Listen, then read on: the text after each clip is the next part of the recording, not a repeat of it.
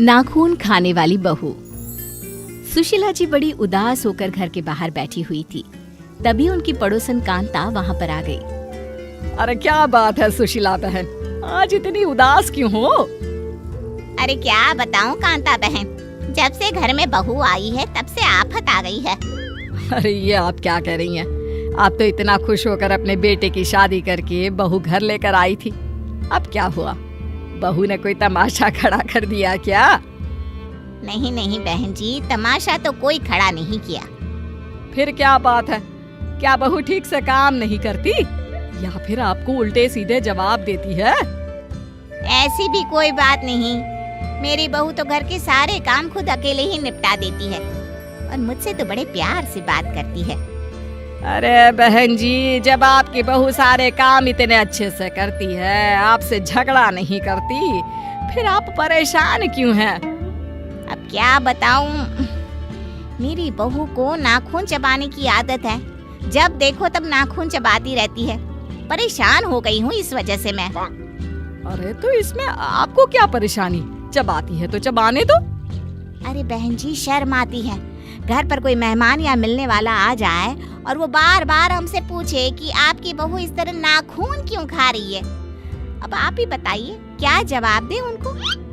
अरे तो फिर आप अपनी बहू को समझाने की कोशिश कीजिए कि इस तरह की हरकत ना किया करे। क्या करूं? वो कहती है कि उसकी बचपन की आदत है, छुड़ाना बहुत मुश्किल है मम्मी जी। मेरी तो कुछ समझ में नहीं आता। चलिए मैं आपकी बहू को समझाने की कोशिश करती हूँ। आइए आइए अंदर आइए, इसी बहाने बहू से भी मिल लीजिए। क्या पता आपकी बात उसकी समझ में आ जाए। सुशीला और कांता दोनों घर के अंदर चले जाते हैं। वहाँ पर सुशीला की बहू प्रिया घर का कुछ काम कर रही थी। कांता को देखते ही प्रिया उनके पास आ जाती है। नमस्ते आंटी जी, कैसी हैं आप? मैं तो बिल्कुल ठीक हूँ बेटा, खूब खुश रहो, भगवान तुम्हें लंबी उम्र दे। आंटी, मैं आपके लिए चाय नाश्ता लेकर आती हूँ। आप तब तक बैठकर मम्मी जी से बातें करें। अरे बेटा, चाय की क्या जल्दी है, यहाँ आओ मेरे पास बैठो। सारा दिन काम में लगी रहती हो, कभी हम लोगों के पास बैठकर बातें भी किया करो। जी आंटी जी, मैं आप लोगों के पास बैठ जाती हूँ बस। कुछ ही देर बाद बातें करते करते प्रिया अपने नाखून चबाने लगती है।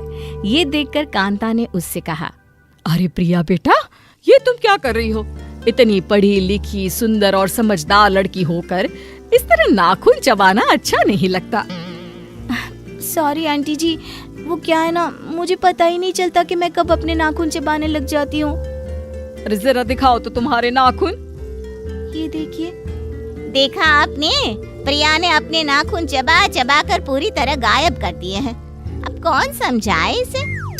अरे कोई बात नहीं, लेकिन बेटा तुम्हें इस तरह नाखून नहीं खाने चाहिए। देखो, अगर तुम इस तरह की कोई भी हरकत करोगी ना तो कोई तुम्हारी अच्छाइयों को नहीं देखेगा, सब तुम्हारा मजाक बनाएंगे। आपकी बात सही है आंटी, लेकिन मैं क्या करूं? मेरा अपनी इस आदत पर बिल्कुल कंट्रोल नहीं है। लेकिन बेटा, मैंने भी तुम्हें कितनी बार कहा है, तुम्हें कोशिश तो करनी चाहिए ना। अच्छा, कोई बात नहीं प्रिया, कल मेरे घर पर छोटी सी पूजा है, मोहल्ले की कुछ औरतें भी वहाँ पर आएंगी। मैं चाहती हूँ तुम भी हमारे घर आओ। जी बिल्कुल, मैं मम्मी जी के साथ आपके घर जरूर आऊंगी। अगले दिन सुशीला जी अपनी बहू प्रिया के साथ कांता के घर पूजा करने के लिए जाती है। प्रिया मोहल्ले की औरतों के साथ बैठी हुई थी। तभी अचानक से मोहल्ले की एक औरत सीमा के चिल्लाने की आवाज आई। अरे ये देखो, सुशीला जी की बहू मेरा हाथ पकड़कर मेरे नाखून खा रही है। हैं? ये क्या कह रही हो? आपको क्या लगता है मैं झूठ बोल रही हूँ? ये देखिए, आपकी बहू मेरे बाजू में बैठी थी। अरे मैं तो भगवान के ध्यान में इतनी मस्त थी, इसने मेरा हाथ उठाया और लगी मेरे नाखून खाने। क्यों प्रिया बहू, तुमने सीमा के हाथ के नाखून भी खाए क्या? मुझे माफ कर दीजिए मम्मी जी, वो मेरे हाथ के नाखून पूरी तरह खत्म हो गए थे, इसलिए मुझे लगा। अरे चुप करो बहू, आज तुमने सारे मोहल्ले वालों के सामने मेरा मजाक बनाकर रख दिया। अरे प्रिया बेटा, मैंने तुम्हें कल ही तो समझाया था कि तुम्हें इस तरह की हरकत नहीं करनी चाहिए। इसमें मेरी कोई गलती नहीं है, मुझे पता ही नहीं चला कि अपने नाखून खाते खाते कब मैं सीमा आंटी की नाखून चबाने लग गई। अरे कैसी पागल बहू है आपकी, इसका कुछ इलाज क्यों नहीं करवाते? अरे ऐसा भी कोई होता है क्या? इंसान अपने नाखून छोड़कर बाजू वाले के नाखून चबाने लगे।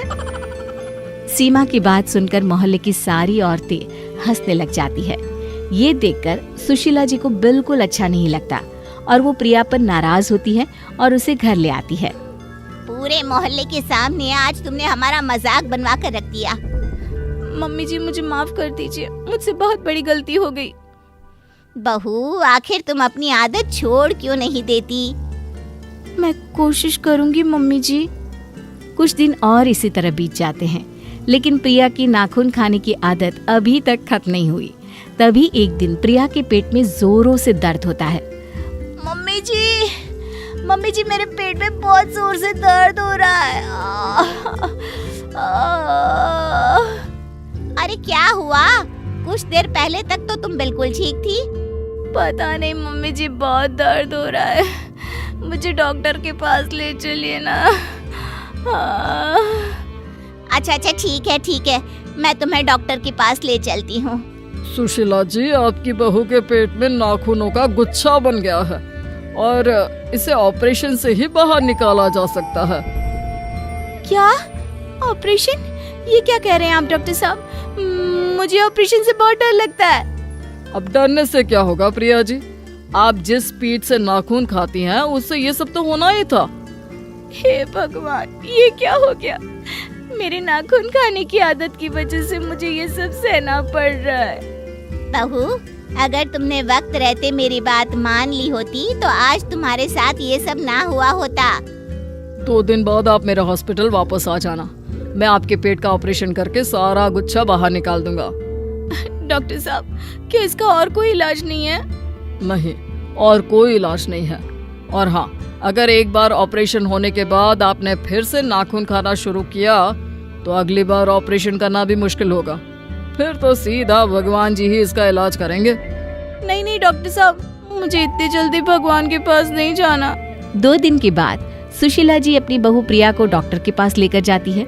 प्रिया को हॉस्पिटल में एडमिट करने के बाद उसे ऑपरेशन थिएटर में ले जाया जाता है। 1 घंटे के बाद जब प्रिया होश में आती है। मम्मी जी, मेरा ऑपरेशन ठीक से तो हो गया ना? मुझे कुछ होगा तो नहीं ना? क्यों, तुम्हें अच्छा नहीं लग रहा क्या? नहीं मम्मी जी, ऐसी कोई बात नहीं है, लेकिन मुझे पता है डॉक्टर ने मेरा पेट काट कर नाखून का गुच्छा बाहर निकाला होगा और अब मुझे कई दिनों तक एक बिस्तर पर पड़े रहना होगा। प्रिया की बात सुनकर डॉक्टर और सुशीला दोनों जोर जोर से हंसने लगते हैं। ये देखकर प्रिया हैरान रह जाती है और पूछती है, अरे ये क्या बात हुई? मेरा ऑपरेशन हुआ है और आप लोगों को हंसी आ रही है। नहीं प्रिया जी, आपका कोई ऑपरेशन नहीं हुआ है। हाँ? तो फिर मैं बेहोश क्यों थी और मुझे हॉस्पिटल में एडमिट क्यों किया गया? तुम्हें डराने के लिए, और किस लिए? इतनी बार तुम्हें समझाया कि तुम्हें नाखून नहीं खाने चाहिए, लेकिन तुम्हें समझ में ही नहीं आता था। मुझे लगा कि यही एक सही तरीका है। लेकिन उस दिन पे तो डॉक्टर साहब ने कहा था कि मेरे पेट में दर्द नाखूनों की गुच्छी की वजह से है। वो मैंने आपसे इसलिए कहा था क्योंकि आपकी सासू माँ ने मुझे ऐसा करने के लिए कहा। अगर मैं और आपकी सासू माँ आपको डराते नहीं तो आपकी नाखून खाने की आदत कभी नहीं जाती। तो क्या मैं बिल्कुल ठीक हूँ? मेरा पेट कटा नहीं है? जी नहीं, बिल्कुल भी नहीं, आप एकदम ठीक है। बस थोड़ी देर के लिए आपको बेहोशी का इंजेक्शन दे दिया गया था। और वो भी तुम्हें डराने के लिए बहू। लेकिन ध्यान रखना, अगर आगे से नाखून खाए तो सचमुच तुम्हारा ऑपरेशन करवा दूंगी।